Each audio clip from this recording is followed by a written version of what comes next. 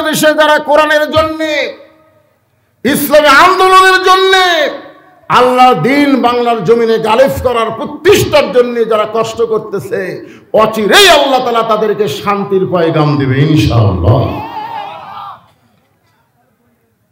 অনেকে বলে 23 সাল দুর্ভিক্ষের বছর। আমরা যতদূর দেখতে পাচ্ছি 23 সাল দুর্ভিক্ষের বছর হবে না। 23 সাল হবে একটা পরিবর্তনের বছর। আল্লাহ কবুল করুক, ধরে কেন আমিন। আল্লাহ ধরে না, আল্লাহ কিন্তু ধরে না, কিন্তু ধরলে বুঝবারই পারবেন না যে হঠাৎ পরিবর্তন। আপনারা বুঝবার পারবেন না, কারণ 5 তলার উপরে উঠে 1.5 লাখ টাকার খাট, 12,000 টাকার কম্বল পড়ে তার মানে গায়ে দিয়ে 9টার সময় বলে আমার বাসা আমার ঘর, আমাকে নামাইকে। 9টার সময় বলতেছে আমাকে নামাইকে। কয়টায়? 3টার সময় একটা ভূমিকম্প হচ্ছে, খালি বিল্ডিং একটু লড়িছে। ওই এত ফোর্সে নামছে যে কম্বলের মধ্যে লুঙ্গি খুলে আছে, ওটা পরারও টাইম পায়নি। ফেরেশতা বলল আল্লাহ 9টার সময় কইল কি আর 3টার সময় করল কি?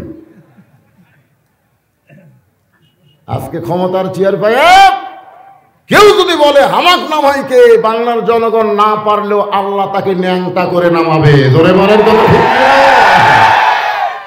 কি মনে করতেছেন চলবে এরকম? চলবে না, না ওয়া চলবে। পরিবেশকে এরকম চলবে? একটু মনোযোগ দিয়ে শুনতে হবে, কারণ গোরস্থানের মাহফিল। আমাদের বগুড়াতে মানুষ মরলে আমরা ইন্নালিল্লাহ কই, আপনারা কি কন? ওই একই কথাই কন। মাশাআল্লাহ। ফেরেশতা জিবরাইল বলে রাসূলুল্লাহ, দুনিয়া হলো কষ্টের জায়গা। আপনি যদি জান্নাত থেকে আর যাবার না চান, আল্লাহ আপনাকে জান্নাত থেকে বের করে দিবার পারবে? কেন পারবে না? আল্লাহ একবার যে জান্নাতে ঢুকবে তাকে আর বাইর করে দিবার পারবে? এ কথা কার? সালামুন আলাইকুম তিবতুম ফাদখুলুহা খালিদিন। আল্লাহ বলেছেন জান্নাতের মধ্যে একবার তারা ঢুকবে, চিরস্থায়ীভাবে তারা থাকবে, আর কোনোদিন জান্নাত থেকে বের করে দেওয়া হবে না। এখন অনেকে বলবেন হুজুর তাহলে হযরত আদমকে তো আল্লাহ জান্নাতেই রাখছিলেন, তো জান্নাত থেকে আবার বাইরে করে দিলেন কেন? আপনারা বলেন তো, আদম নবী কি ইবাদতের পরে জান্নাতে গেছিল না ইবাদতের আগে? আর আমরা যারা জান্নাতে যাব ইবাদতের আগে না পরে?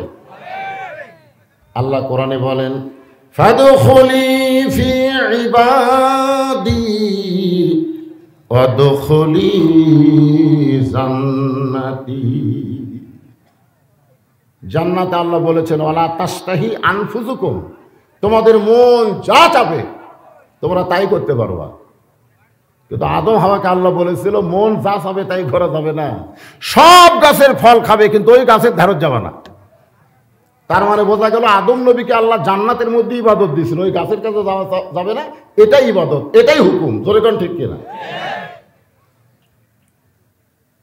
আল্লাহ নবী চোখের পানি বের করে বলে জিবরাইল, আল্লাহ যদি আমাকে জান্নাতে থাকার জন্য ঢুকতে বলতো আমি নবী জান্নাতে ঢুকতাম না। আল্লাহ আমাকে জান্নাত দেখার জন্য জান্নাতে ঢুকতে বলেছে, এই জন্যই শুধু জান্নাত দেখার জন্য ঢুকেছি। আমি সেই দিন জান্নাতে ঢুকব যেদিন আমার সমস্ত উম্মত জান্নাতি হবে। কি নবী? এই কপালের দাম আছে। আপনার বলেন আমাদের ভাগ্যের দাম আছে না? ভাগ্য গুণে এমন একটা নবীর উম্মত হয়েছি ভাই, যেই নবী আমরা জান্নাতে না ঢুকলে তিনি জান্নাতে ঢুকবেন না। কি কথা রে? গানের মধ্যে আছে, আছেন আমার মুক্তার, আছেন আমার ব্যারিস্টার, শেষ বিচারের হাইকোর্টেতে তিনি আমায় করবেন পার, আমি পাপী তিনি জামিনদার। আল্লাহ যখন হাকিম হয়ে আমাদেরকে আসামি বানায় বিচার শুরু করবেন, ওই সময় আমাদের নবী আমাদের পক্ষে আল্লাহর কাছে ওকালতি করবেন। এমন ওকালতি করবেন আমাদেরকে জাবিন করে জান্নাতের দরজা পর্যন্ত পৌঁছায় দিবেন। এখন আপনারা বলেন আমরা কপাল পোড়া, অনেকে বলে না আমার কপাল পোড়া, ভাই কপাল পোড়া। ওই কপাল পোড়া যে কপাল আল্লাহকে সেজদা দেয় না। যেই কপাল আল্লাহকে সেজদা দেয় এই কপাল পোড়া বললে তার কবিরা গুনাহ হবে। এই কপাল সাধারণ কোনো কপাল নয়, এই কপাল হলো মুসলমানের কপাল, এই কপাল হলো বিশ্ব নবীর উম্মতের কপাল, এই কপাল হলো 5 ওয়াক্ত নামাজীদের কপাল। তোরে কর কথা। তাহলে এখন হাত দিয়ে বলেন কপাল ভালো না খারাপ? কিন্তু এমন একটা দেশে বর্তমানে বসবাস করতেছি, হায় রে কপাল মন্দ।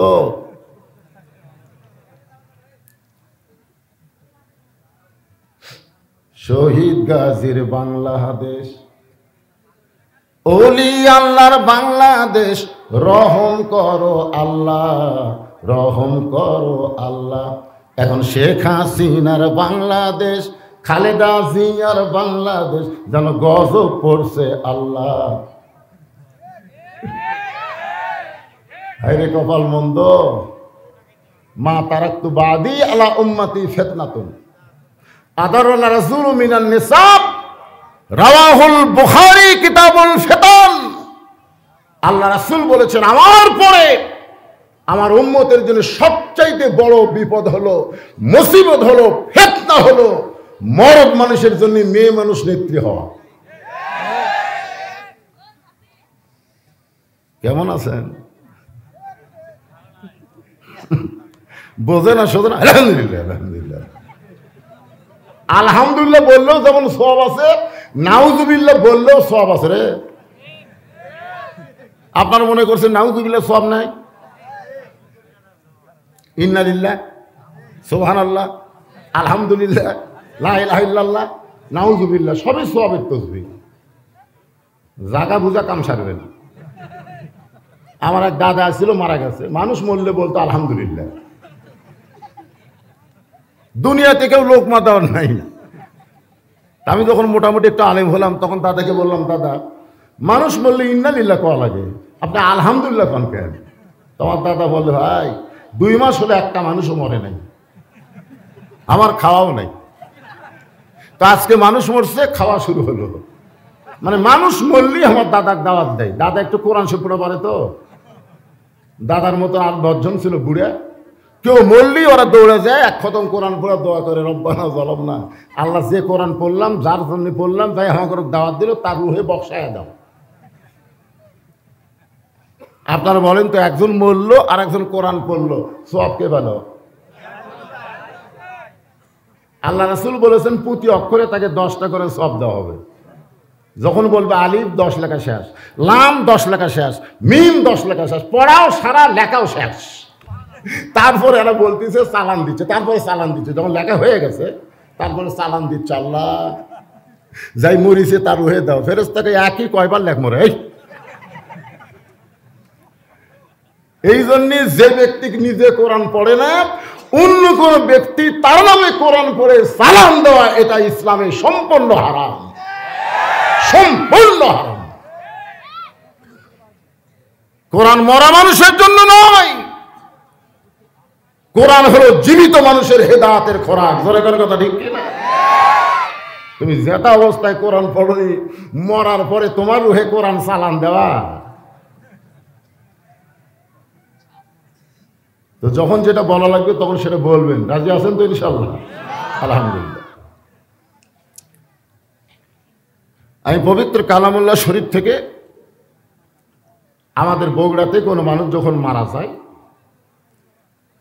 মরার খবর শুনে সকলে বলে ইন্না লিল্লাহি ওয়া ইন্না ইলাইহি রাজিউন। আপনাকে এলাকার খবর কি? জবান করে বলেন একই খবর। আচ্ছা, যদি জামাত মরে, জামাত না, এরা যে যুদ্ধ করে দিব, বোঝেন না? হ্যাঁ, একই দোয়া, একই আয়াত। যদি আওয়ামী লীগ মরে, বিএনপি, তাবলীগ, তার মানে বোঝা গেল মরার পরে আমরা এক দল। বেঁচে থাকতে 20 দল 24 দল কোনো সমস্যা নাই, যেই মরিছে একই আয়াত একই দোয়া। আল্লাহ বলছে বেঁচে থাকতে তোরা এক হরে, আর আমরা মরার পরে এক হই। আওয়ামী লীগের নেতা মরছে, সব মানুষ তার জানাজাত যাচ্ছে না ভাই? সবাই বলতেছে আওয়ামী লীগ করছে, ওর জানাজাত যেমন হয় না, এরকম কেউ নাই, মরে গেছে ভাই, আর ধরে থেকে কি হবে? আরে আমরা এত দরদি যে বেঁচে থাকতে ধরি না, মরার পরে। এবার আসুন ইন্না লিল্লাহর উপরে আলোচনা হবে। দেখেন তো আল্লাহ কি বলতেছেন। ইজা মানে যখন, আয়াতের শাব্দিক অর্থকে আপনাদের শোনাই, তারপরে তাফসীর হবে। ইজা মানে যখন, ইজা মানে কি? আসাবাতু হুম মুসিবা, এই হুম মাসদারটা তাহাদের তোমাদের উপরে যখন বিপদ আপদ মুসিবত আসবে, কলু তখন তোমরা বলবে ইন্না লিল্লাহি ওয়া ইন্না ইলাইহি রাজিউন। এই আয়াতের বাংলা অর্থ একটা গানের মধ্যে শুনি। কোন বনেরই পাখি তুমি, আইলা রে কোন বনে, আবার কোন বনেতে যাইতে হবে, পড়ছে নাকি মনে। এই ছেলেপেলে, যুবকেরা, তোমার দাদা বেঁচে আছে তো, আগ্রা লাগে তোমার দাদাকে ধরবে, তারপরে তোমার বাপ, তারপরে তুমি সিরিয়ালে 3 নম্বরে তুমি আসো, তোমার অত টেনশন নাই তো। চাষটলে বসে গল্প করতেছে, অমুকের ফাঁসি হলো, অমুকের ফাঁসি হবে। আমি লোকটার হাত ধরে বলতেছি তোমার মৃত্যু হবে। তুমি এখন চিন্তা করে বলো, ফাঁসি আর মৃত্যু এই দুইটার মধ্যে গুরুত্ব কার? ফাঁসির তারিখ হবে, মরার কিন্তু তারিখ নাই। কথা কন না কেন আপনার? কথা কন না, ফাঁসির তারিখ আছে না নাই? অমুক তারিখে ফাঁসি হবে রাত 12টায়। ফাঁসির আগে দোয়া দরুদ তওবা তাসির কোরআন শরীফ নামাজ তওবা যা লাগে সব করে কান্দে কান্দে যখন ফাঁসির দড়ি গলাপ দিবে, তখনও কলেমা শাহাদত পড়তে পড়তে তার ফাঁসি কার্যকর হবে। আল্লাহ রাসূল বলেছেন, কোনো ব্যক্তি সারা জীবন যদি পাপ করে আর মরার সময় কলমা উচ্চারণ করে যদি মারা যায়, এক কলিমা পড়ার কারণে আল্লাহ তার জীবনের সব পাপ মাফ করে দেয়। এখন তুমি যে মরবে, তুমি মরার সময় কলমা পড়ে পারবা? আমার তো তারিখ নেই হুজুর, কখন মরবো আমি তো নিজেও জানি না। তো নিজেও যেটা জানো না সেইটা নিয়ে টেনশন করো, অপরের ফাঁসি নিয়ে তোমার চিন্তা করা লাগবে না, তোমার মরা নিয়ে তোমাকে চিন্তা করতে হবে। জোরে জোরে কথা ঠিক। আজকে যুবকেরা চিন্তা করে না, বুড়েরা চিন্তা পড়ে গেছে। অথচ অনেক দাদাকে দেখছি লাঠির জানাজা পড়তেছে। আমি আমার জীবনে দেখছি সন্তানের লাশ বাবা কবরে নামাচ্ছে। যুবকেরা যারা এখানে আসো, খালি 3G 4G মোবাইল নিয়ে ঘুরতেছ, এই ছোট ছোট বাচ্চারাও এখন মোবাইল। 1 বছরের বাচ্চা খালি কান্দে, আমার কাছে পানি পড়ালে কান্না বন্ধ হয় না, তেল পড়া নিয়েও কান্না বন্ধ হয় না। পরে ওর মা রাগ করে বলতেছে আপনাকে দোয়ার আর বরকত নেই। 1 মাস পরে বললাম মা খবর কি? বলে হুজুর আর কান্দে না। কোন দোয়ায় কাম হলো? কয়ের বাবা একটা মোবাইল কিনে দিচ্ছে, যখনই কান্দে চালু করে গেম দেই আর কান্দে না। 1 বছরের বাচ্চারা কান্না থামাছে মোবাইল দিয়ে। আর এই যুবকদের হাতে হাতে মোবাইল। স্বয়ং জিবরাইলও যদি বাংলাদেশে ওয়াজ করে, এই যুবকদের ভালো করার কোনো সম্ভাবনা নাই। নষ্টের শেষ প্রান্তেরা পৌঁছে গেছে, শেষ প্রান্তে পৌঁছে গেছে।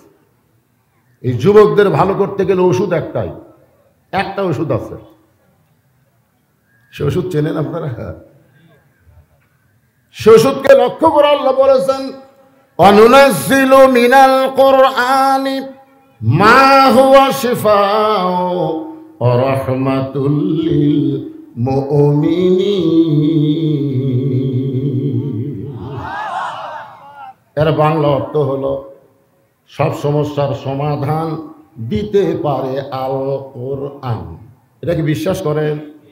এই যুবকদেরকেও ভালো করা যাবে এই কোরআন নামক ওষুধ দিয়ে। তাহলে আমার সঙ্গে একটু জবান করে সকলে বলবেন, রাজি আছেন তো? সব সমস্যার সমাধান। এতগুলো মরদ মানুষের একটা সাউন্ড হলো। আমাকে এলাকায় দুই মেয়ে মানুষ ঝগড়া করলে কোয়ার্টার কিলো দেখে শোনা যায়। হাই রে, মেয়ে মানুষের গলার পাওয়ার রে। আমি একদিন ওয়াজে বলছিলাম, যার বউ ঝগড়া করে ওই স্বামী জাহান্নামে যাবে। যার বউ ঝগড়া করে পরপুরুষ যে বইয়ের কণ্ঠ শুনতে পায়, ওই বইয়ের কিছু হওয়ার আগে আল্লাহ স্বামী ধরবে। এটা কি মাল বিয়ে করছো রে? এর কথা সবাই শোনে।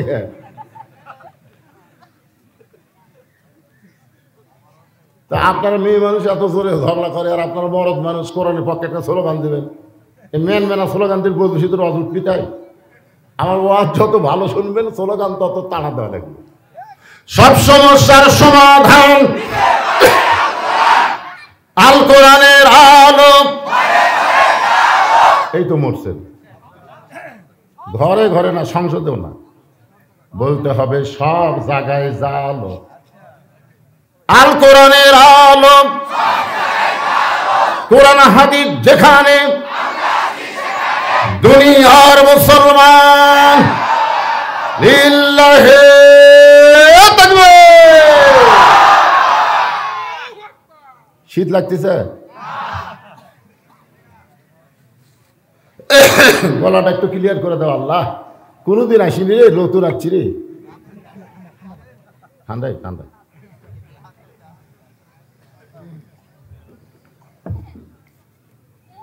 আমি কিন্তু সব জায়গাতে আছি। আপনার এলাকায় নতুন না? সব জায়গায় গলা ভালো, আজকে ঘের ঘেরা হলো। কি বিপদ রে! একটু দোয়া করেন সকলে। তাহলে যে আয়াতে কারিমার তাফসীর হবে, তার গানের ভাষা আপনারা শুনলেন। কি কইলাম? কোন বনের পাখি তুমি, আইলারে কোন বনে, আবার কোন বনেতে যাইতে হবে, পড়ছে নাকি মনে। কোথা থেকে চলে আসলেন দুনিয়ায়, আবার কোথায় যাবেন মনে পড়ে না। কি হনুরে, কিছুই না। অর্ধ পৃথিবীর খলিফা হযরত ওমর, ইন্না লিল্লাহি তাফসীর। মরুভূমির মধ্যে গভীর রাত্রে কাঁদতেছে। আবু যর গিফারি বলে, আমির আল মুমিনিন, অর্ধ পৃথিবীর খলিফা হয়ে সবাই ঘুম পাড়তেছে, আর আপনি গভীর রাত্রে মরুভূমি কাঁদেন, আপনার কি হলো? ওমর ফারুক বলতেছেন, আমি অতীতের কথা মনে করে কাঁদতেছি। অতীতের কথা? কখনকার কথা? অতীত। আবু যর গিফারি বলে, আপনার অতীত কি? ওমর ফারুক বললেন, আমি রাখালি করতাম, উট দুম্বা আমি চড়াতাম, রাখালি করতাম। সন্ধ্যার সময় বাড়ি যাওয়ার পরে আমার বাবা আমার মাথার চুল এভাবে ধরতো, চুল লম্বা ছিল। ওমর, তো শরীর থেকে উটের লাদের গন্ধ, পেশাবের গন্ধ পাওয়া যায়, তোর শরীরে এত দুর্গন্ধ কেন? আমি তখন বলতাম, বাবা উট দুম্বা চড়াতে চড়াতে ঘুমাই যেতাম, আর ঘুমাই গেলে উট দুম্বা পেশাব পায়খানা করলে সেটা ফোটা হয়তো আমার গায়ে লাগছে। আমার বাবা বলতো, গাধা, উট দুম্বার দাম আছে, তোর তাও নেই। যে বাবা একদিন আমাকে গাধা গাধা বলে তিরস্কার করেছে, আজকে সেই উমর অর্ধ পৃথিবীর খলিফা হয়েছে। এটা গাধা উমরের যোগ্যতাই নয়, এটা কেবলমাত্র আল্লাহর কোরআনের ওসিলায়। সেই কোরআন আজকে বাংলাদেশে আছে না নাই?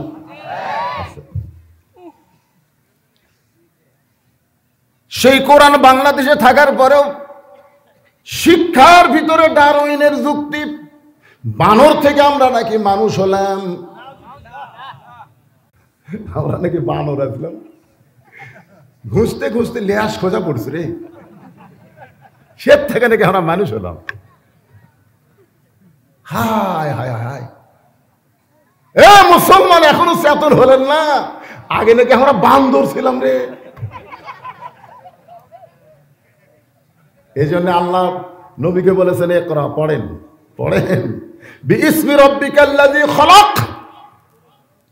সে আল্লাহর নামে পড়েন যে আল্লাহ আপনাকে সৃষ্টি করেছে, বানর থেকে মানুষ করেনি। আল্লাহ কোরআনের প্রথম শব্দই বলেছে ইকরা, পড়েন।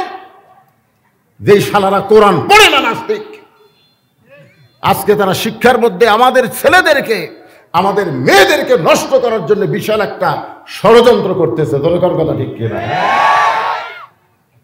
এই ষড়যন্ত্র থেকে বাঁচতে গেলে আজকে ইন্না লিল্লাহি তাফসীর ভালো করে শোনা লাগবে। মানুষ মরলে আয়া বিপদ আপদ মুসিবত, সবচাইতে বড় বিপদ হলো শিক্ষার ভিতরে নাস্তিকতা ঢুকিয়ে দেওয়া সবচেয়ে বড় বিপদ। ফেরাউন জিকির করতেছে আমি কে আমি কে আমি কে, ফেরাউন। তা হামান এখন ঢুকে বলতেছে আপনাকে আপনি চিনেন না। ফেরাউনকে 400 বছর হলো, এখন বলতে অসুখ বিসুখ হয়নি, একটা মাথা ব্যথা সেটাও হয় না। 400 বছরে অসুখ নাই, বিসুখ নাই, মাথা বেদনা নাই। তা আমি চিন্তা করতেছি আমি কে। তা হামান বলতেছে তাহলে আপনি আল্লাহ। যেই বলছে আল্লাহ, ফেরাউনকে ভারী লাগতেছে। আরেকবার কহ। হামান কয় আল্লাহ। ফেরাউনকে আরেকবার কহ। তা হামান বলতেছে আমি আপনার চ্যাম্পিয়ন, আমি আপনাকে আল্লাহ আল্লাহ করলে আপনার ভালো লাগার কথা লয়তো। যে জনগণ বাহিরে আছে তারা আপনাকে আল্লাহ কয় কিনা সেই চিন্তা করেন। তখন বলতেছে এবার আমাকে আল্লাহ কবি না। আমার বলতেছে এখন যাই এখন যে আমি আল্লাহ, পিটন খায় মানুষ হবেন। ফেরাউন বলে পিটবে কেন? বলে এখন আসমানি কিতাব বিশ্বাস করার অনেক মুসলমান দুনিয়াতে আছে। আসমান থেকে যেই কিতাব আল্লাহ দিয়েছে এই কিতাব বোঝার মতন বলার মতন অনেক আলেম দুনিয়াতে আছে। ফেরাউন বলতেছে তাহলে কি করা লাগবে? হামান বলতেছে আলেমদেরকে ধরে ধরে জেলখানায় বন্দি করা লাগবে। যেখানে আল্লাহর কিতাব শিক্ষা দেওয়া হয় সেই মাদ্রাসাকে সিলেবাস পরিবর্তন করে ডারউইনের মতবাদ ঢুকান লাগবে। এক সময় মানুষ আসমানের কথা ভুলে দেবে, আপনার মতন বদমাইশ হোক আল্লাহ কবি। ফেরাউন হ্যাঁ বদমাইশ। তা হামান কয় আপনি কি? আমি জানি না আপনি কি আসলেন, কুট থেকে কুটি আলেন। আমি তো সবই জানি, আপনি গোরস্থানের দারোয়ান। হামান কয় যা তোর মনে যা আছে থাক, আমি আল্লাহ হবার চাই। আজকেও পৃথিবীতে যারা আল্লাহ হবার চায় তারা ইসলামী শিক্ষাকে বলি দিয়া নাস্তিকের শিক্ষা আমাদের শিক্ষার মধ্যে ঢুকাবার চায়। দরকার কথা ঠিক কিনা? মুসলমান আজকে প্রাইমারির জন্য হাজার হাজার কোটি টাকা বাজেট করে, আর যে হাফিজ মাদ্রাসায় সুন্দর সহি কোরআন শিক্ষা দেওয়া হয় সেই মাদ্রাসার জন্য একটা টাকা সরকারের কোষাগারে নাই। কথা বল না কেন? কত বড় পায়তারা, কত বড় ষড়যন্ত্র, এটা বুঝতে হবে।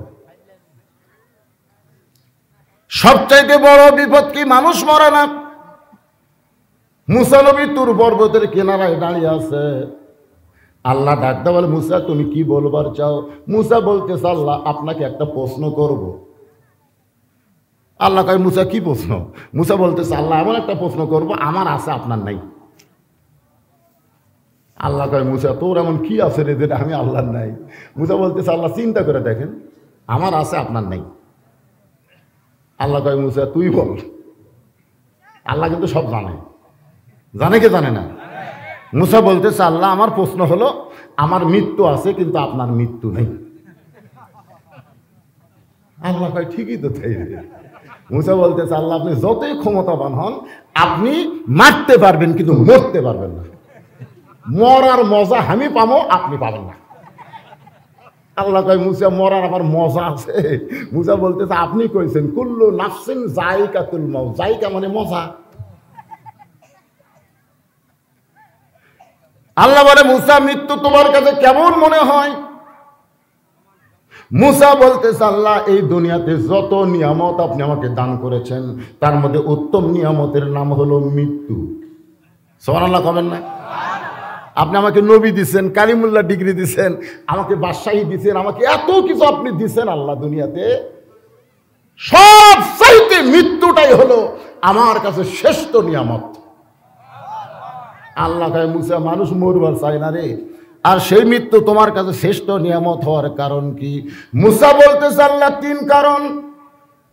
1 নম্বর কারণ হলো আপনি যে জান্নাত বানায় রাখছেন সেই জান্নাতে যাইতে গেলে মরতে হবে।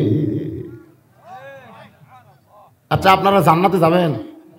কারা কারা যাবেন আল্লাহকে একটু হাত দেখান তো। যারা যাবেন তারা হাত তোলেন। ভাই আপনিও তোলেন, সবই তোলেন। হাত নামান। এখন জান্নাতে যাওয়ার চাচ্ছেন, হাত তুলছেন। আল্লাহ যদি কয় যাও, কেমনে যাবেন? বাংলাদেশে কোনো দরজা খুঁজে জান্নাত পাওয়া যাবে? তাহলে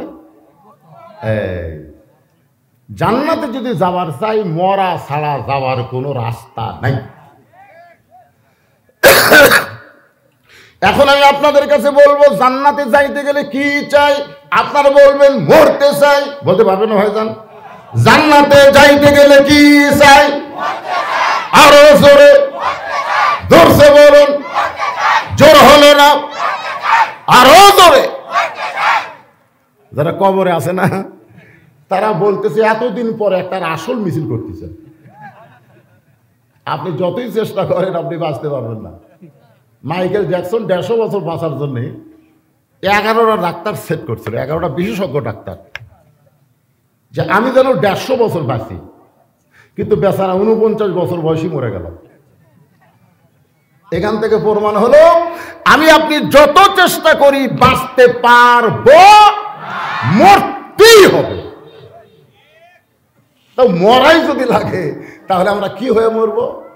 আল্লাহ কোরআনে বললেন, ইয়া আইয়ুহাল্লাযীনা আমানুত্তাকুল্লাহা হাক্কা তুকাতিহি ওয়া লা তামুতুন্না ইল্লা ওয়া আনতুম মুসলিমুন।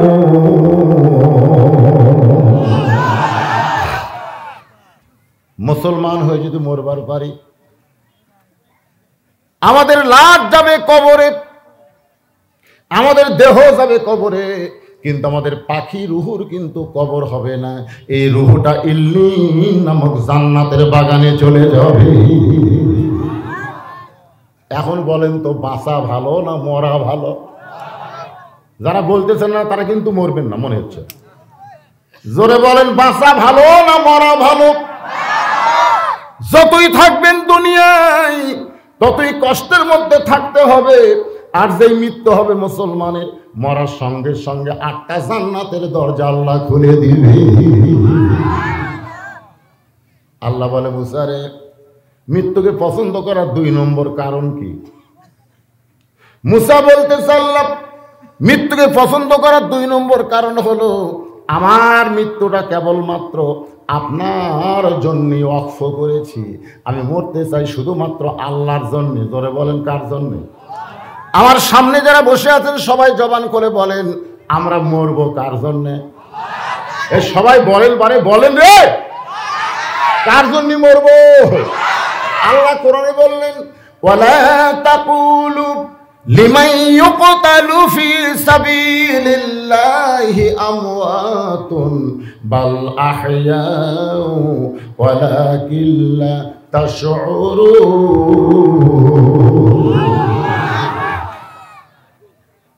একজন ইমানদার ফাঁসির আসামিকে উকিল বলতেছে, যদি আপনি বাঁচবার চান তাহলে রাষ্ট্রপতির কাছে একটা দরখাস্ত লেখেন। রাষ্ট্রপতি দয়া করে যদি আপনাকে প্রাণ ভিক্ষা দেয় তাহলে আপনার আর কোনো টেনশন নাই। তো ফাঁসির আসামি মুচকি মুচকি হাসতেছে। উকিল বলে, হাসেন কেন? বলে, হাসি তোমার কথা শুনে। তুমি তো আমাকে বলতেছো রাষ্ট্রপতির কাছে একটা দরখাস্ত লেখেন। কোন রাষ্ট্রপতির কাছে দরখাস্ত লিখবো? আমি আমার জীবনে 3টা রাষ্ট্রপতিকে ক্ষমতায় থাকা অবস্থায় মরা দেখছি। ক্ষমতার থাকা অবস্থায় 3 জন মরিছে। জোরে কোন কয়জন? এই 3 জনের শেষই রহমান আছে। একটা হলো শেখ মুজিবুর রহমান, জিয়াউর, জিল্লুর। মাশাআল্লাহ। তো যারা ক্ষমতা থাকতে মরে যায় তাদের কাছে বাঁচার দরখাস্ত বেঈমান লিখতে পারে, ইমানদার কোনোদিন লিখবে না। কথা ঠিক না? বুঝতে পারছেন তো? মরা তো কোনো ফ্যাক্টরি না। আল্লাহ বলেছেন, আমার রাস্তায় যাদের মৃত্যু হবে তোমরা তাদেরকে মৃত্যু বলো না, আমি আল্লাহ বলতেছি তারা চিরজীবন লাভ করেছে, তারা অমর। হোসাইন কিন্তু মরে নাই, ইয়াজিদ মরিছে। জোরে কোন কথা ঠিক কিনা? আপনার বলেন তো, হোসাইন মরছে? প্রত্যেক পাড়ায় পাড়ায় হোসাইন আছে না নাই? গোটা বাংলাদেশে অনুবীক্ষণ যন্ত্র দিয়ে খোঁজেন তো এজিদ পাওয়া যায়? এজিদ কুটি এজিদ আছে? ইয়াজিদ নামের একটা মানুষ বার করেন তো যার নাম এজিদ।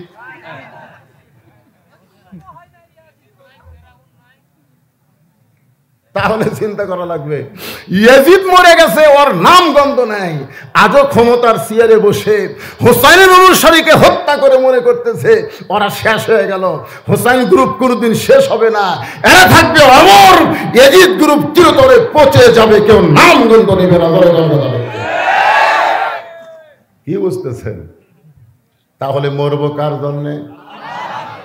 গভীর রাত্রে খাদিজাতুল কুবরা, আমার মা বোনেরা যারা পর্দার অন্তর আছে, ওরা চিন্তা করতেছে হুজুর আমাদের কি কোনো ওয়াজ করবেন না? আমার মা বোনদের জন্য 10টা মিনিট একটু ওয়াজ করে আবার ফেরত আসবো, অসুবিধা আছে? কারণ মা বোনেরা যদি ভালো হয়ে যায় আমাদের জীবন শান্তি হবে। এশার নামাজ পড়ে বাড়ি যাচ্ছি আর চিন্তা করতেছি আমার বউ তো এশার নামাজ পড়া যায়, নামাজ হয়তো তসবি টিপতেছে। এই নিয়তে বাড়ির পা দিয়ে দেখি ঘরের মধ্যে থেকে হিন্দুদের পূজার বাদে লোল করে বাঁচতেছি। কিন্তু আমি মসজিদে এশার নামাজ পড়লাম, আমার বাড়িতে হিন্দুর পূজার বাদ্য কেন? যাই দেখি আমার ম্যাডাম স্টার জলসা দেখতেছে। এখন আপনি বলেন তো ওই ঘর কি জান্নাত না জাহান্নাম? আমরা যতই ইবাদত করি ভাই, হাওয়ার কারণেই কিন্তু আদম নবীকে জান্নাত থেকে বের করে দিচ্ছে। আদম বলেছিল আল্লাহ আমার তো দোষ নাই, আমার কোনো দোষ নাই আল্লাহ, আমি গন্ধম গাছের কাছে যাইনি, গন্ধম ফল খাইনি, গন্ধম যে হাওয়াকে শরবত করে খাওয়াছে আমি জানবারও পারিনি। যখন জানবার পারছি শরবতে গন্ধম আছে, আমার ডান হাত এই পর্যন্ত আমি গলার মধ্যে ঢুকে দিয়ে রক্ত বমি করছি। আল্লাহ তাহলে আমার দোষ কোথায়? আল্লাহকে আদম তোমার কোনোই দোষ নাই, কিন্তু হাওয়া তোমার কে হয়? তোকে আমার বউ হয়। আল্লাহকে আদম হাওয়া তোমার কে হয়? কার বউ হয়। আল্লাহকে আদম হাওয়া তোমার কে হয়? আদম কয় আল্লাহ, একই কথা কয়বার কয়া লাগবে? বউ হয়। আল্লাহকে আদম তিনবার জিজ্ঞেস করলাম হাওয়া তোমার কে হয়? প্রত্যেকবারই বললো বউ হয়। যতক্ষণ হাওয়াকে বউ বলে স্বীকার করবা ততক্ষণ হাওয়া যত অপরাধ করবে হাওয়ার একলা দোষ হবে না, স্বামীরও দোষ হবে। তাহলে স্টার জলসা জি বাংলা যারা দেখে ওরা আপনাকে কে হয়? কে হয়? বেপর্দা হয়ে রাস্তার যারা ঘোরে ওরা আপনাকে কে হয়? যতক্ষণ বউ বলা স্বীকার করবেন ততক্ষণ পর্যন্ত আপনার বইয়ের একলা পাপ হবে না, আপনারও হবে। এই জন্য মা বোনদের জন্য একটু ওয়াজ করার দরকার আছে না নাই? আল্লাহ নবীর 2টা হাত বুকের মধ্যে নিয়ে বলতেছে ইয়া রাসূলুল্লাহ যে কোনো সময় আমার মৃত্যু হবে। হুজুর যে কোনো সময় আমার মৃত্যু হবে, আমি মরে যাব, আমার কি কোনো খবর নাই? আল্লাহ রাসূল বলেন খাদিজা এই দুনিয়াতে 10 জন পুরুষকে আল্লাহ জান্নাতের সার্টিফিকেট দিয়েছে। খাদিজা বলে হুজুর আমি আমার কথা শুনতে চাই, আপনি 10 জন পুরুষের কথা কেন বলতেছেন? আল্লাহ নবী বলেন খাদিজা পুরুষের মধ্যে 1 নম্বর জান্নাতি হলো আবু বকর, আর নারীদের মধ্যে 1 নম্বর জান্নাতি খাদিজাতুল কুবরা। পুরুষের মধ্যে 2 নম্বর হলো উমর, 3 নম্বর হলো উসমান গনি, 4 নম্বর আলী, 5 নম্বর আব্দুর রহমান ইবনে আউফ, 6 নম্বর জুবাইর, 7 নম্বর তালহা, 8 নম্বর সাদ ইবনে আবি ওয়াক্কাস, 9 নম্বর আবু সাইদ, আর 10 নম্বর হলো ওবাদা ইবনুল জাররাহ। এই 10 জনই হলেন আশারে মুবাশশারা। আল্লাহ রাসূল বলেন খাদিজা নারীদের মধ্যে আপনি হলেন 1 নম্বর। নারীদের মধ্যে 2 নম্বর কার নাম হলে ভালো হয়? পুরুষের মধ্যে 2 নম্বর নাম হলো ওমর, পুরুষের মধ্যে 2 নম্বর কে?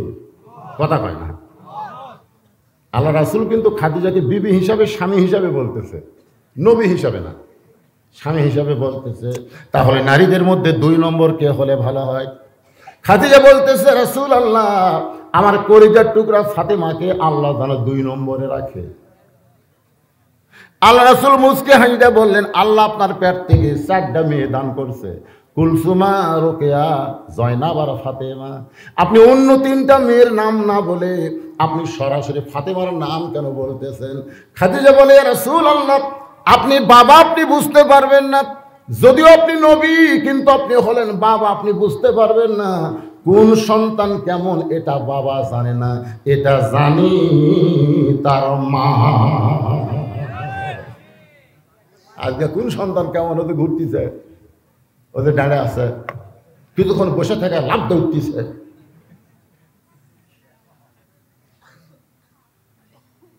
একটা কথা মানে বর্তমান সমাজে আমি পাইছি, আমার এলাকার 2-3টা ডাক্তার আছে। ডাক্তারদেরকে আমি বললাম, কে ভাই আপনাকে বাচ্চা কাচ্চা যে কয়টা হচ্ছে এগুলো কি সিজার করা?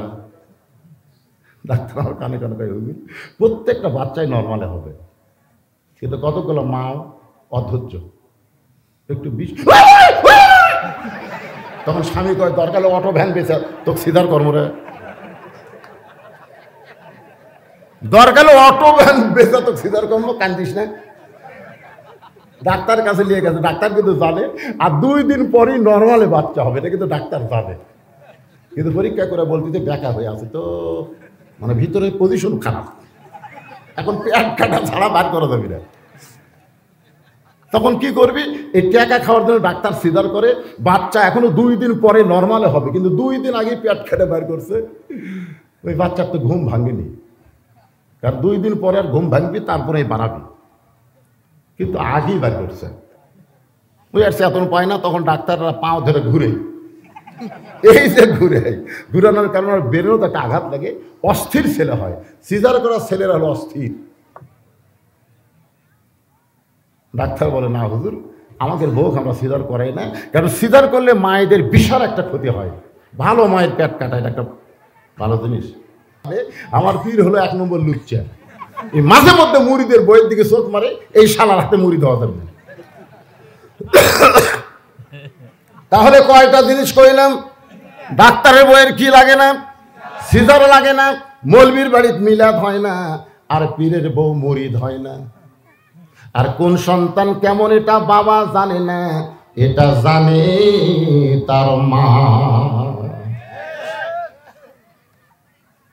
ও যে দৌড়াদৌড়ি করতেছে, ওই যখন মায়ের পেটে আসছিল তখন মা পেটত নিয়ে গোটা পাড়া ঘুরিছে, ওই পেটের মধ্যেই ঘোরণে ঘারাম পাচ্ছে, ওই বাইরে এসে কোরআনের মাহফিলে বসবার পারবে না, খালি দৌড়াদৌড়ি করবে। আমার এক ছেলে যুবক বলে, হুজুর 11 মাস আমার খিদা কম, কিন্তু রোজার মাসে খিদা লাগে খুব বেশি, খালি খাবার মন চাই, খালি খিদা লাগে। কারণ কি? আমি বললাম তোর মা পাশে আছে, কয় আছে, মায়ের কাছে যা। মার কাছে গেলে কি মাই জানবি রে তুই রোজার মাসে কেন খিদা লাগে? ও মার কাছে গিয়ে বলতেছে, মা 11 মাস আমার খিদা লাগে না, রোজার চাঁদ উঠলে খিদা বাড়ে কেন?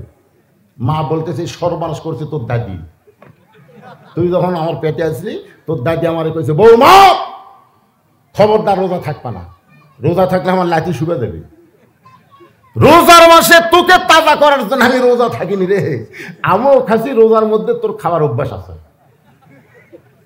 এই জন্য মা যদি ভালো হয়, সন্তান আল্লাহর ওলি হয়, সুবহানাল্লাহ বলেন। বাবা আনন্দে মাতিয়া সাগরে ভাসাইয়া, আনন্দে মাতিয়া, এই সাইডে কেউ কি রে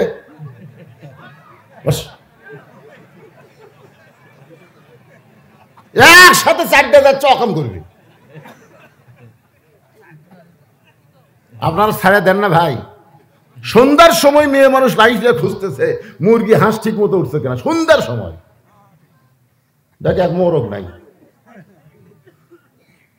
চিন্তা করতেছে কে আমার মোরগ ঘোড়াত উঠলো না, ঘোড়া আমাকে লাগে ঘোড়া কয়, ঘোড়াত মোরগ উঠলো না কি 14 ফেব্রুয়ারি পালন করবে গেল নাকি?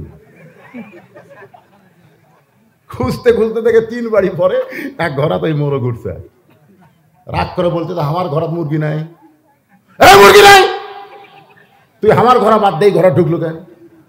টাইনে বার করে নিয়ে ঘোড়া ঢুকে, জোরে কর কথা ঠিক কিনা? সন্ধ্যার সময় গরু ছাগল গোয়াল ঘরে উঠছে কিনা প্রত্যেকটা মানুষ দেখে সন্ধ্যার সময়। আর এখন রাত কত বাজলো, এই ছোট ছোট বাচ্চারা দৌড়াদৌড়ি করে, আর বাপ মায়ের কি চোখ নাই?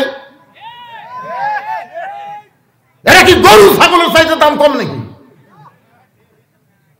হয় কোরআনে মামলা বস, না হে বাড়িতে গিয়ে ঘুমা, জোরে কোন কথা ঠিক কিনা? এই পুচকিরা কি খবর? আজকে ইন্নালিল্লাহর তাফসীর হবে, মনোযোগ তো শোনা লাগবে। রাজি আছেন?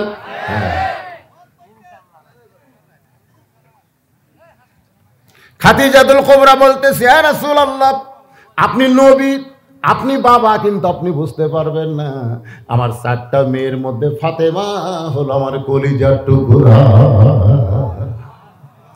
সব সময় মায়ের কাছে থাকতো। মাঝে মধ্যে মা খাজে ডাক দিতেন, রোকেয়া, ওই পাড়ার বেড়াবার গেছে, কুলসুমা পাশের বাড়িতে, জাইনাব ঘুম পাড়তেছে, ফাতেমা লপেট। খাদিজা কই, যখনই আমি ডাকি আমার হাতের কাছে একটা মেয়েকে পাই, সেটাই হলো আমার ফাতেমা। জলিকান সুবহানাল্লাহ। চিন্তা করছেন? খাদিজা বলতেছে, রাসূলুল্লাহ, ফাতেমাকে আল্লাহ যেন 2 নম্বর ঘোষণা করে, 3 নম্বর, 4 নম্বর, 5 নম্বর কোন মেয়ে ঘোষণা করবে সেটা আল্লাহর ব্যাপার, কিন্তু আমার কলিজার চাহিদা হলো আমি হলাম 1 নম্বর, ফাতেমা হবে 2 নম্বর। আল্লাহ রাসূল চোখের পানি বের করে বলেন, খাদিজা, আপনার ফাতেমা তো জান্নাতি নয়। আপনি 2 নম্বর ঘোষণা করতে বলতেছেন, কিন্তু ফাতেমা তো জান্নাতি নয়। খাদিজা চমকে বলে, ইয়া রাসূলুল্লাহ, তাহলে ফাতেমার খবর কি? রাসূল বললেন, জান্নাতি নারীদের নেত্রী। খাদিজা খপ করে বসে নবীর হাত ধরে বলতেছে, পাল্টা দেন, পাল্টা দেন। রাসূল কি পাল্টাবো? বলে, আমি হব নারীদের নেত্রী আর ফাতেমা হবে 1 নম্বর জান্নাতি। আল্লাহ রাসূল চমকে গেল যে মা আর মেয়ের মধ্যেও, মেয়ে মানুষ, বড় মেয়ে তরকারি পাক করে আমাকে খাবার দিয়েছে, মাছের তরকারি, খালি মুখের সামনে ঘুরঘুর করে। আমি বললাম, মা, বাংলাদেশের বহু জায়গায় মাছের তরকারি খাইছি, মাকে তোর হাতের মতন এত স্বাদ নেই। মেয়ে আর 1 টুকরা মাছ দিল, মুসকি মুসকি হাসতেছে যে বাপ আমার তারিফ করতেছে। তাই দেখি ওর মাও খালি গাল ফুলে বসে আছে। আমি কে গো, তোমার কি হলো? এখন তারা মেয়ের বাড়ি তার হয়ে যান, খালি আপনার মেয়েই পারে, হেমি পারি। আমি এরা কি জাতের? মেয়ের প্রশংসা করলে মা রাগ করে, এই জাতের নামই হলো নারী জাত। জোরে করে কথা ঠিক না? একজন ক্ষমতার চেয়ারে বসে থাকবে, আর একজন অসুস্থ হয়ে মরবি, তাকে বিদেশের মাটিতে ডাক্তার দেখাবার দিবি না, তুই বাংলাদেশে বসে আমার।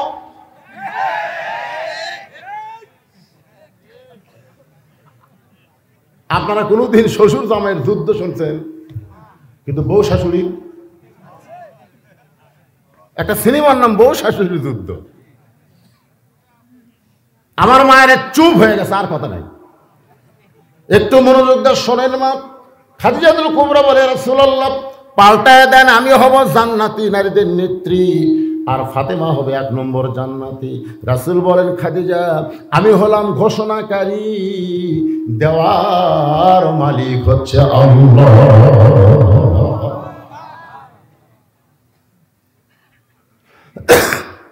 খাদিজা আল্লাহর নবীর হাত চেপে ধরে বলতেছে, রাসূলুল্লাহ, কোন আমলের কারণে ফাতেমাকে আল্লাহ খাতুনে জান্নাত ডিগ্রি দিল, জান্নাতি নারীদের নেত্রী বানালো? ওগো নবী, এটা যতক্ষণ আপনি না বলবেন ততক্ষণ আপনার হাত আমি ছাড়ব।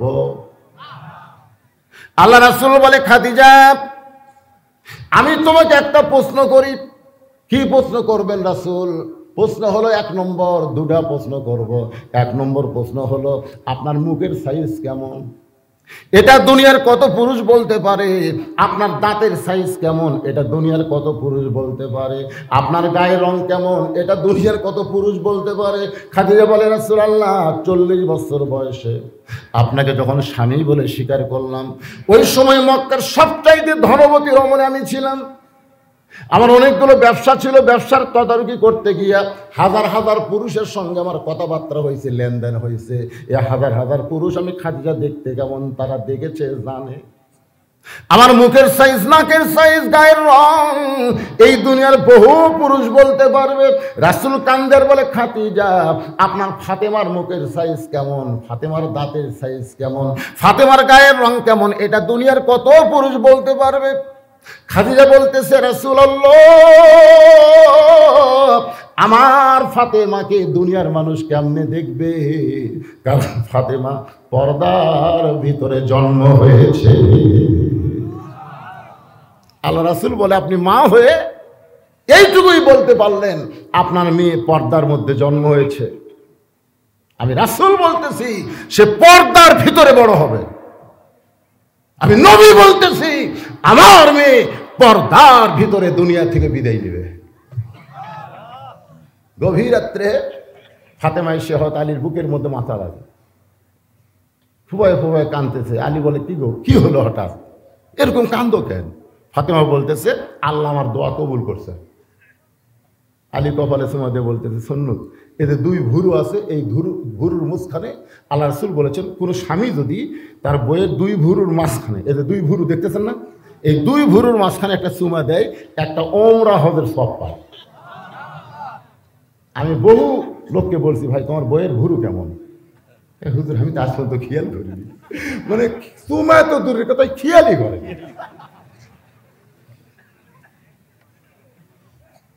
যারা বিয়ে করছেন আজ থেকে চান্স নেবেন, একটা হজের সওয়াব পাবেন। পরে খালি বাপ মায়ের মুখের দিকে তাকালে হজের সওয়াব না, বইয়ের কপালে চুমা খেলে হজের সওয়াব। সমান এরকম। এখন মায়ের আপত্তি না করলে হয়, কেন কতগুলো মা বলবে, হুজুর কোন জায়গা চুমা খাবার করলেন?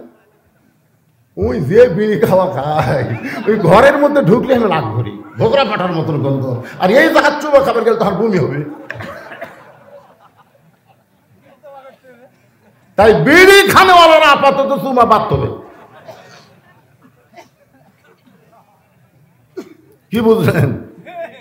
আরে হাসতেছেন, নবীর হাসি আর কি হাসি জানেন? এই যে কোরআনে একটা আয়াত আছে, হুন্না লিবাসুল লাকুম ওয়া আনতুম লিবাসুল লাহুন্না। আপনারা এই আয়াতের তাফসীর জানেন? এই আয়াতের শানে নজুল হলো, আল্লাহ রাসূল ঘরের মধ্যে বসে আছেন, ইতিমধ্যে উম্মাহাতুল মুমিনিন মা আয়েশা ঘরের মধ্যে ঢুকছে। সঙ্গে সঙ্গে রাসূল উঠে গিয়ে দরজা বন্ধ করে দিলেন। ঘরের দরজা বন্ধ করছে, জানলা বন্ধ করছে। মা আয়েশা গেলে থরথর করে কাঁপতেছে। রাসূল কয়, কাঁপো কেন? বলে, আপনার জুতার পরশে আল্লাহর আরশ ধন্য হয়ে গেছে। সুবহানাল্লাহ।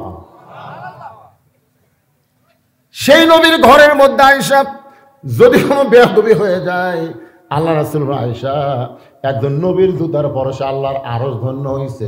একজন নবীর জুতার পরশে আয়েশা বলে, হুজুর আপনি তো সেই নবী।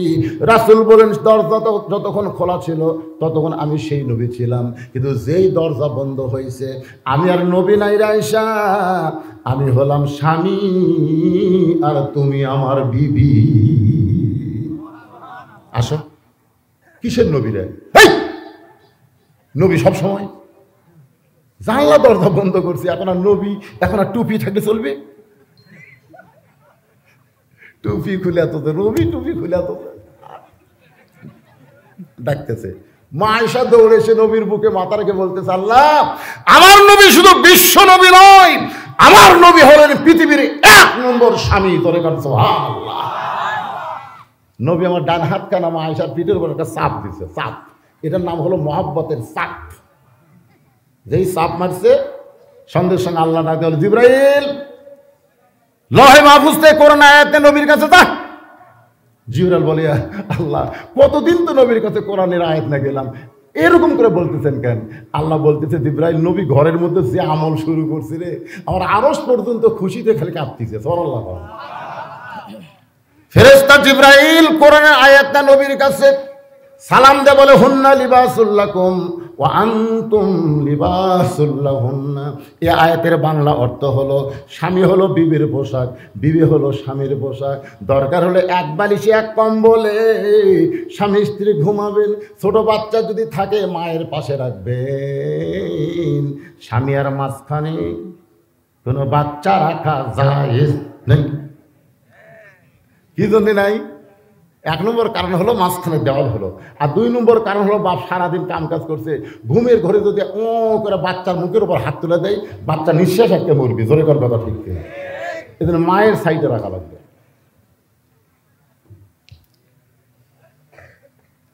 মা ফাতেমা কান্দের বলে, স্বামী গো আমার দোয়া আল্লাহ কবুল করেছে। সঙ্গে সঙ্গে হযরত আলী ফাতেমার কপালে একটা চুমা দিলেন। দোয়া কবুল হয়েছে, কান্দার কারণ কি? আনন্দ করো, কারণ দোয়া কবুল। এটা খুশি না বেজার? এখন খুশি না বেজার? ফাতেমা বলে, স্বামী গো কি দোয়া আল্লাহ কবুল করছে, আপনি কি শুনবেন না? আলী বলতেছে ফাতেমা তাহলে বলো কোন দোয়া তোমার কবুল হলো? ফাতেমা বলতেছে গভীর রাত্রে পর্দার মধ্যে বিদায় নিব, মরব, এই দোয়াটা আল্লাহর কাছে করেছিলাম, আল্লাহ আমার দোয়া কবুল করেছে। আজকে গভীর রাত্রে পর্দার ভিতরে আমার মৃত্যু হবে।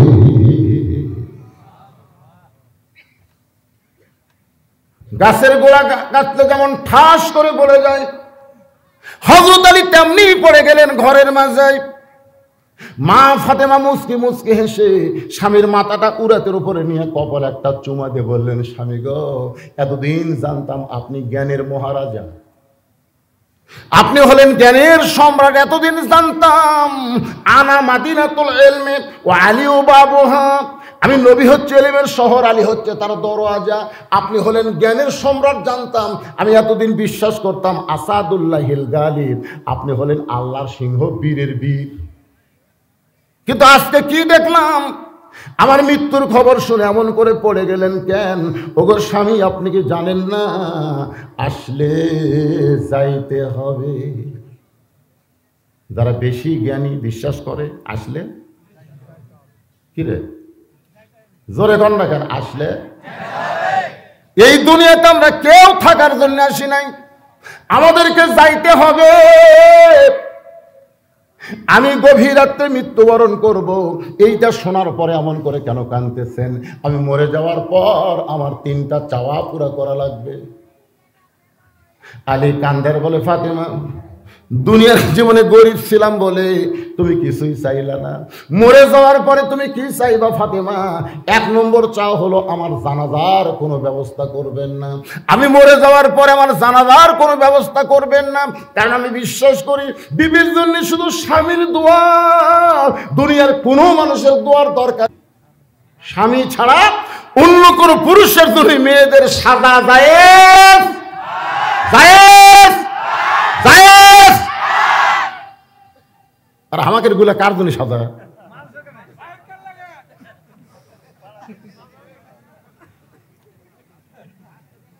দাদা বাঁচা আছে, দাদি মরে গেছে, এখন বুড়া মানুষ বেটার ঘরে ঢুক, চিন্তা করে বেটার ঘর ঢোকা যাবে না। বেটার বউ টিভি দেখতেছে, এটি বুড়া মানুষ কেমনি ঢুকে? তখন লাতির ঘরে ঢুকছে, লাতি। দাদাকে লাতির ঘরে ঢুকে দেখে লাতি মাইকেল জ্যাকসনের গান দেখছে, দেখে হাত মারতেছে এইদিকে, পা মারতেছে এইদিকে। দাদাকে, ওরে বাবারে, এর ঘরে ঢুকলে তো লাত্তি খামারা লাগবে, যাই নাতনির ঘরত যাই। দাদা এবার বুড়া মানুষ নাতনির ঘরত যায়, দেখে নাতনি ড্রেসিং টেবিলের সামনে বসে খুর দিয়ে ভুরুস আসতেছে, খুর দিয়ে ভুরুস আসতেছে। দাদা বসতে কিনা, আল্লাহ দেও ভুরুস আছে কেন, দেখি তো কি করে। তারপরে মেকআপ করতেছে। দাদাকে কেড়ে না, দেই তোর তো বিয়ে হয়নি রে, তুই কার জন্য এমন করে সাজিস? নাতনি বলতেছে, দাদা বিয়ের পরে একটা পাবো, আর বিয়ের আগে আমার জন্য লাইন মারতেছে 10টা।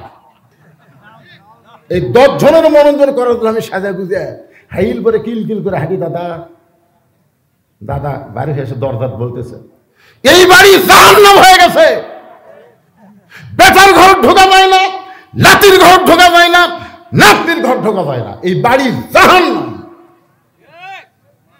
বেটা বার হচ্ছে, বেটার বউ বার আছে, লাতি বার আছে, লাতনি বার আছে, 4 জন একত্রে বলতে, বুড়া মরে না কেন, ছগলি মরে, বুড়া মরে না কেন? বেটা রাগ করে ঘুরতেছে রাস্তা। একজন বলে, কি হয়েছে রে? ওই বুড়া মরেও না, বাড়িও ছাড়ে না। ওই বুড়ার হাত থেকে যদি বাঁচতে চাও তাহলে বুড়া বাবু তাবলিগ পাঠিয়ে দাও, 40 দিন বাড়ি ঠান্ডা। 1 চিল্লে, আসবার সাথে আবার টেকে দেখো 2 চিল্লে, আবার আসতে 3 চিল্লে, পরে যদি আসে বলে জীবন চিল্লে। ওর এত চিল্লে না, হাউস বাইরে দেয় চিল্লাতে, এই বাড়ির জানার চিল্লা চিল্লি না করে। জোয়ান তাকড়া বেটারা সব ঘুরতেছে ফিরতেছে, বাবক পাঠাতে চিল্লে। আমার গ্রামে এক তবলিগ জমাত আছে ভাই, এক মুরব্বী পায়খানাতে পড়ে গেছে, ওকে কেউ টানে বের করতেছে না। আমি টানে বের করি, মুরব্বী এই বুড়া বয়সে লাঠি লুট করে সেবা নেবেন, বেটার সেবা নেবেন, সেটা বাদ দিয়ে কি কাম শুরু করলেন? আমাদের বাড়ি থাকবে দেয় না বা, খালি টাকা দিয়ে বের করে চিল্লে ভাটি, চিল্লে ভাটি। ইন্নালিল্লাহ যে বাবার মুখ দেখলে হজের সওয়াব, সেই বাবাকে বাড়ি থেকে বাইর করে দাও।